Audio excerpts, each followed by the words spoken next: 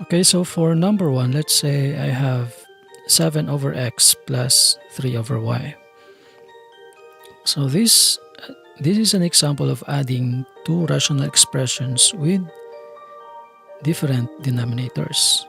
So kung hindi parehas ang denominators, kuhaon naton na yung LCD or least common denominator. So though fractions lang bala nga kung hindi parehas ang ila dalom, ginakuha naton na yung LCD. Okay? So to get the LCD of x and y, so doon nag-prime factorization ka lang, no? So we're going to write down the factor of x, that is x, and the factor of y is y. So hindi to pwede mabutang ang y sa dalom sang x. So butang sa sagwa. Then bring down all the factors and multiply this xy. Okay, this is now the LCD of x and y. So we're going to rewrite that sa amo nga paagi. So may ara na sa sang LCD, isa na lang ang atong denominator, that is the LCD or the least common denominator. So next step is we're going to divide the LCD by each denominator. Okay? But then, kung balikan natin ang aton nga prime factorization, wala man sang common factor. Okay? So, kung wala sang common factor, pwede kita ka-perform sang ginatawag nga cross multiplication para hindi kita mabudlayan mag-divide sang LCD with each denominator. So, ang ginamin kong cross multiplication is so we're going to write down first 7, the first numerator, and then we are going to multiply that with y. Okay? Plus the second numerator, which is 3, times, okay, cross multiply with x. Okay? And then we are going to continue. 7 times y, that is equal to 7y, plus 3 times x, that is 3x, all over xy. So wala na sang common factors ila. So this is already the final answer.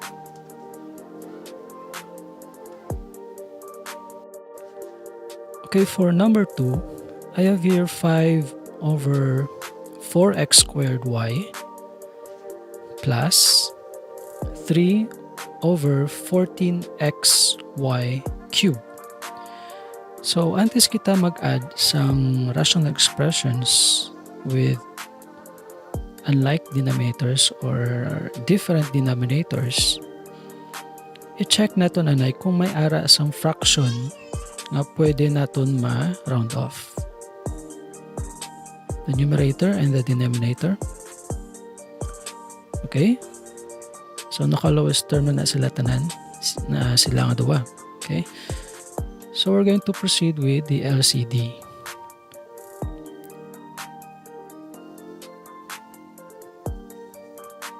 Okay, so what will be the LCD of 4x squared y and 14xy cubed?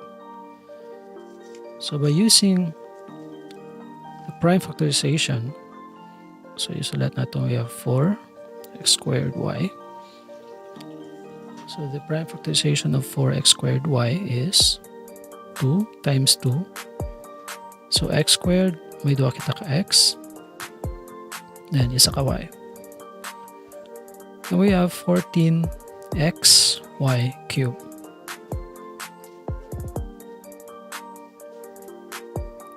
So for 14, we have 2 times 7. Okay, so ang prime factorization sa 14 is 2 times 7. So ang 2, pwede ito din mabutang sa dalawang sang 2. Pero ang 7, ipagwa ta ginasa. Okay, wala man sang 7 diri sa babaw. Okay? Next, we have 1x. So pwede ito dibutang ang isa ka x. And then, may tatlo kita ka y nga i-multiply. y cube. So meaning y times y times y. So ang isa ka y pwede ito di mabutang, then ang duwa ka y pwede ito mabutang sa gwa. Then multiply. Okay? So bring down all the factors. 2 x, x, y, 7, y, y. Then multiply all the factors. So we have numbers anay. So we have 2 times 2 times 7. So that is 4 times 7 is equal to 28. X times x, so wala na x. X times x is x squared. And then we have tatlo ka y. Y times y times y. That is y cubed. This is the LCD. LCD of 4x squared y and 14x y cubed. This one. Okay? So we have 28. Sorry. We have 28 x squared y cubed.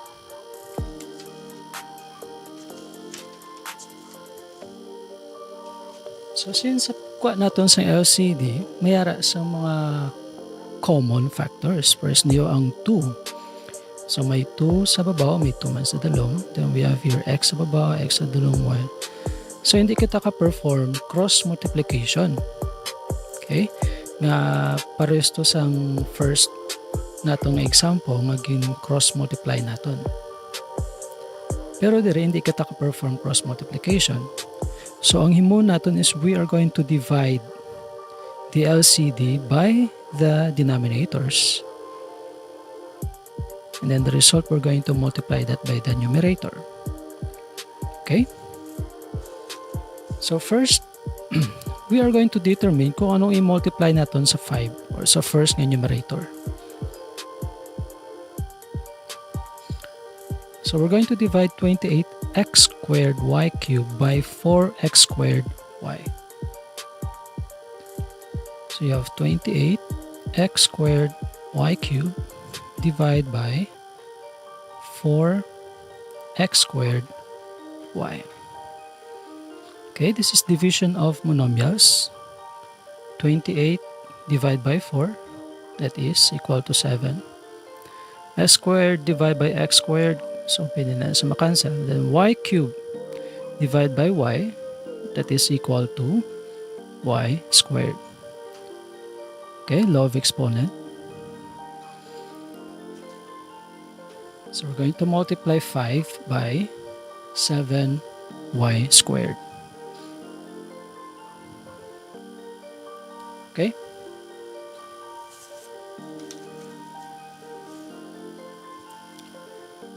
Plus, this time, ano naman ang i-multiply natin sa numerator nga 3?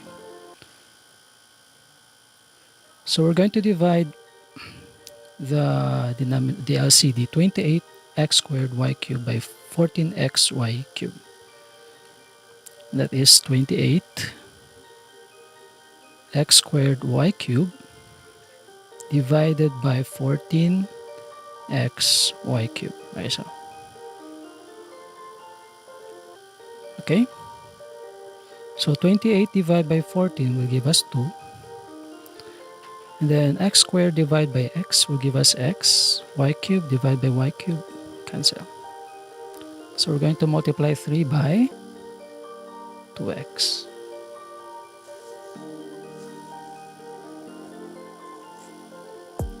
Then we're going to continue. 5 times 7y squared, that is equal to 35y squared. Plus 3 times 2x is 6x. All over 28x squared y cubed. So wala na sa mga common factors. So this is already our final answer. Okay, for number 3, we have x over x plus 5 minus 2 over x minus 3. So, hindi parehas ang ila denominator. We are going to identify the LCD by prime factorization. So, we have x plus 5. This is one term. I mean, two terms pero enclosed in parentheses. And then x minus 3. So, hindi tani pwede mabutang ang x sa dalawang x. Okay, they are two different factors. Okay, this is one factor. This is another factor. Okay, students. Then we're going to bring down. You have x plus 5 times x minus 3. So this is already the LCD. Okay? Is equal to, so the LCD is x plus 5 times x minus 3. Now, since wala sang common sa ilang duwa, so pwede kita ka-perform cross multiplication. Okay? So that is x, first numerator, times cross multiplied with x minus 3 minus, you have here 2 times cross multiplied with x plus 5. Oops. Okay, so that is equal to, we're going to distribute x with x and with negative 3. Same thing with 2. Distribute na sila. So we have here x squared minus 3x, enclosed na sa parenthesis, minus 2 times x is 2x, plus 2 times 5 is 10, close in parenthesis, all over x plus 5 times x minus 3 is equal to, so kuhaunta niya na yung mga parenthesis sa babaw. Okay, may ara kita ng mga terms na pwede mag-combine. For instance, ng negative 3x. Then we have here 2x. Okay, so we have here x squared minus 3x. Wala ng parenthesis. Minus. So, saling natin, kung subtraction, ang next nga parenthesis, ang next sang minus sign, ang next nga parenthesis, tanan nga ra sa sulod ng mga terms, islan natin sang sign. Okay, so this is already negative. Okay, so negative 2x, okay, negative 2x, and then this one will become negative 10. Okay, so nga nag-negative 10, so amo ni sa klaso. So we have your negative. Let's say ang minus sign, butang na siya as negative sign. We're going to multiply that with positive. Negative times positive, it will become negative. Same thing with negative times positive, it will become negative. Okay?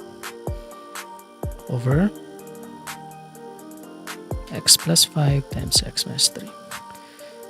Then we have here two similar terms, negative 3x and negative 2x. So hindi kita pwede kabutang linya kay may fraction bar. So yung monta is we're going to put a check sa mga similar terms. So ang negative 10 wala sa similar, ang x squared wala man sa kaparehas. So sila lang ito. So we have your x squared, negative 3 minus 2 is negative 5x minus 10